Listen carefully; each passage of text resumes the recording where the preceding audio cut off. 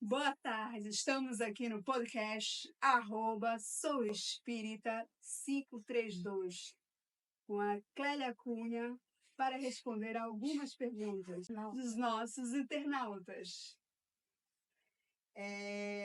Tem uma pergunta aqui da Mary Sandler. Evocando-se a uma pessoa cujo destino é ignorado, pode-se saber dela mesma se ainda está viva? Veja bem, nós podemos fazer evocações sérias, né, com o propósito e o objetivo realmente de sabermos, né, sobre uma pessoa, um espírito desencarnado. Porém, aí fala sobre ela mesma, né, se ela está ainda encarnada, no caso, viva, né, como ela falou aí.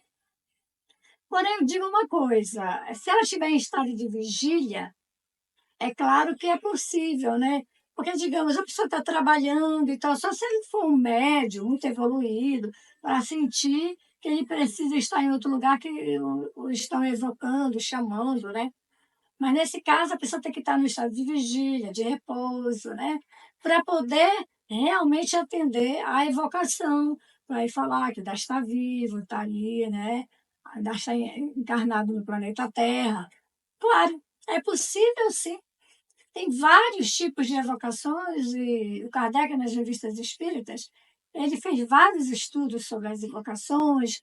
Eles iam lá para a Sociedade Espírita, né, em Paris, e fizeram várias pesquisas e várias sessões mediúnicas de evocações, né? Tem até a história da Lívia, né?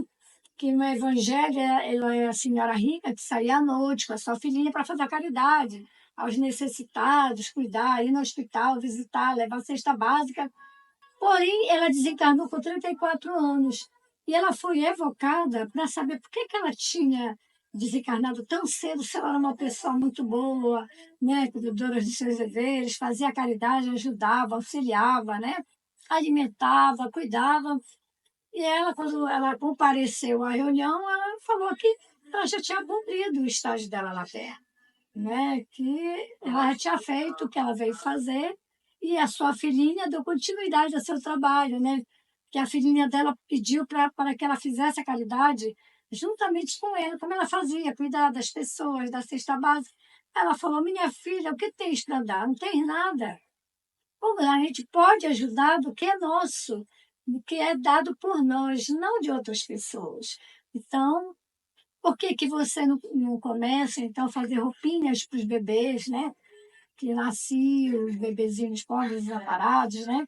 E assim a filha da Lívia começou a fazer roupinhas para os bebês e começou a trajetória de fazer a caridade, exemplificado por sua mãe Lívia. Muito interessante essa história. Está no Evangelho, está na Revista Espírita 1961 ou 62, não me recordo muito bem, mas é só pesquisar lá no Google e aí vai dizer, né, a história da Lívia, né, de Lívia através da evocação de Kardec na Sociedade Espírita Parisiense. O que pensar das pessoas que só veem nas comunicações espíritas uma distração ou um passatempo ou um meio de obter revelações sobre questões de interesses pessoais? Quando o Espiritismo apareceu na França, né, eram tidas as comunicações nos hotéis, né, eram feitas grandes reuniões com a sociedade, eles iam lá para ver as manifestações, eram tipo de distração, né, mais de distração, de investimento e tal, né. Porém, hoje em dia, com tanto conhecimento, tanta divulgação, né, que há, livros espíritas, programas, podcasts, né? Palestras escritas no YouTube, quer dizer, todo o tempo há o conhecimento. Porém, quando não é procurado, ainda é uma falta de informação das pessoas, da vida espiritual, né? Não buscaram ainda.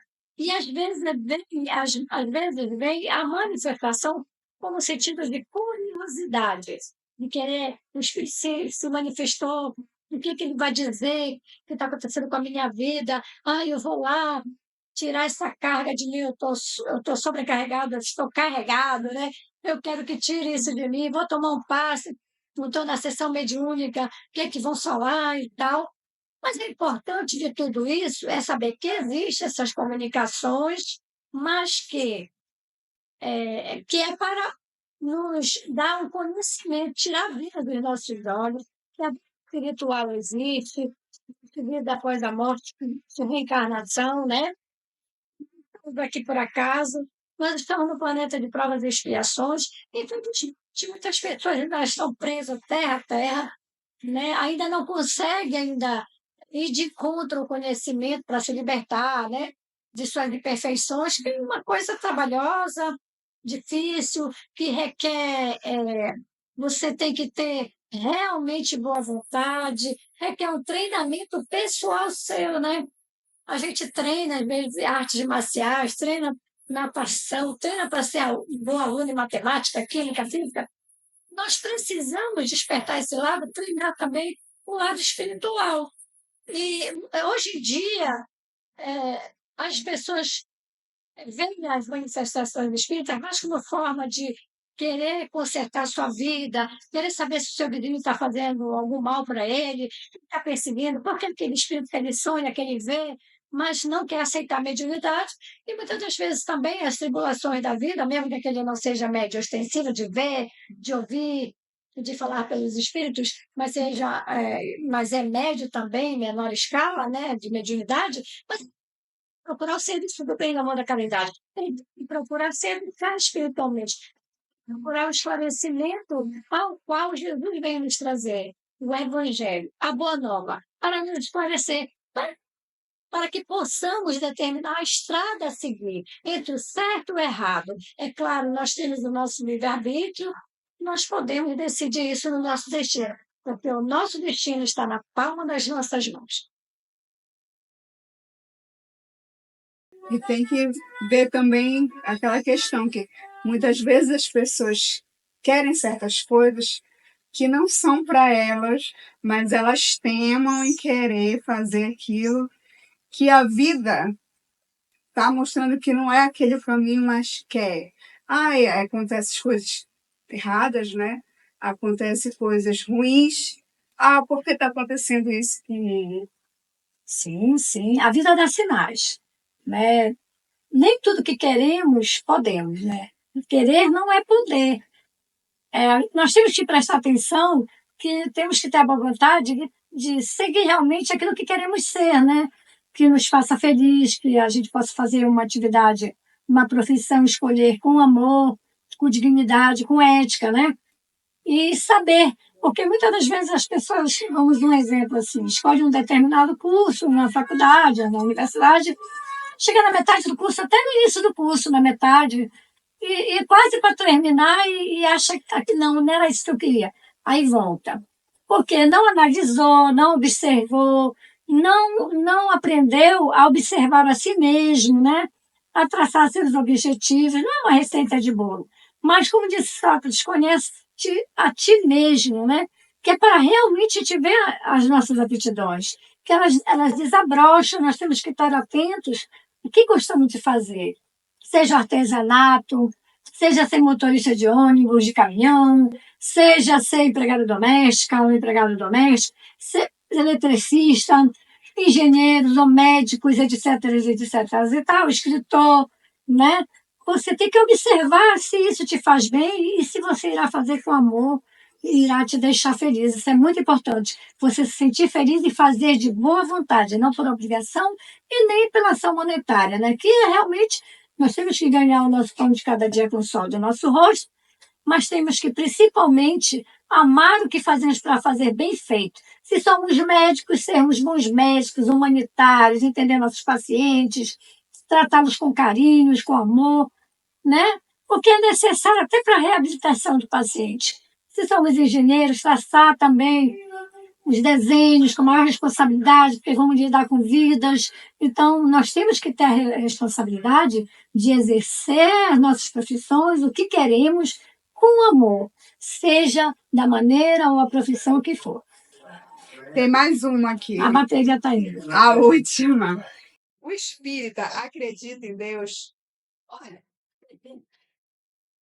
Eu coloquei até no meu caderninho de anotação, está aqui para vocês, e acredito, não sei, mas deveria. Pois conhece seu autor pela obra, né? É inacreditável, mas tem pessoas que não acreditam em Deus.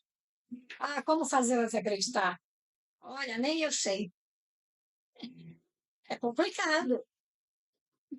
Olha, ninguém, primeiramente. Não podemos falar que a nossa religião, a nossa doutrina espírita aqui não é uma religião, é uma filosofia, a consequência religiosa é o Evangelho de Jesus, as lições morais do Cristo, né? Mas que a nossa filosofia ela te ensina a pensar, a raciocinar, né? De onde sou, para onde vim, para onde vou. Como diz o Evangelho, Jesus fala para Nicodemo, né? O Espírito sopra onde ele quer, não saber de onde ele vem nem para onde ele vai. Né? Nós não sabemos, ninguém sabe, teoria disso, teoria daquilo, mas na verdade nós não sabemos, é o mistério de Deus. E, inclusive, como não acreditar em Deus, né? A sua própria criação. Conhece o seu autor pela sua obra, né? O céu, as estrelas, o mar, a natureza, os passarinhos, nós, né?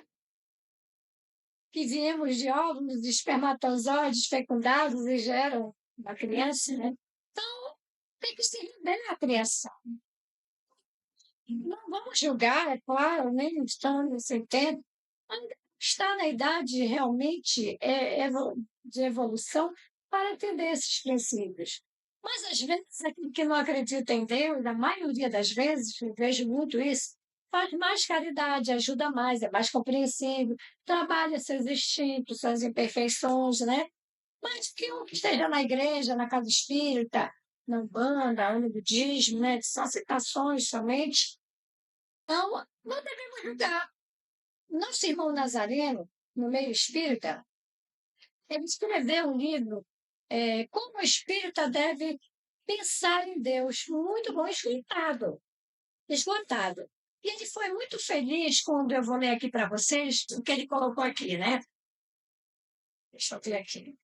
Aqui diz: é pena que os companheiros místicos intelectualistas não percebam sobriedade, não nos dizendo mais do que é possível compreendermos, porque justamente isso a torna superior aos demais sistemas de ideias correlatos. É pena que os companheiros místicos e intelectualistas não percebam a imperiosa necessidade de conter seus impulsos em busca de construir sofisticadas concepções da divindade. Os seres do plano invisível, reveladores das verdades que integram nossa doutrina, não cometeram o erro habitual dos filósofos humanos. Declararam francamente, na resposta à pergunta número 14 de O Livro dos Espíritos: Deus existe? Perguntou Kardec. Disso não podeis duvidar e é o essencial, respondeu os Espíritos. Crede-me, não vades além, não vos percais num labirinto donde não lograreis sair. Isso não vos tornaria melhores, antes, um pouco mais orgulhosos, pois que acreditareis saber, quando na realidade nada sabereis. Deixai, consequentemente, de lado todos esses sistemas. Tendes bastante coisas que vos tocam mais de perto, a começar por vós mesmos. Estudai as vossas próprias imperfeições, a fim de que vos libertardes delas, o que será mais útil do que pretenderdes penetrar no que é impenetrável.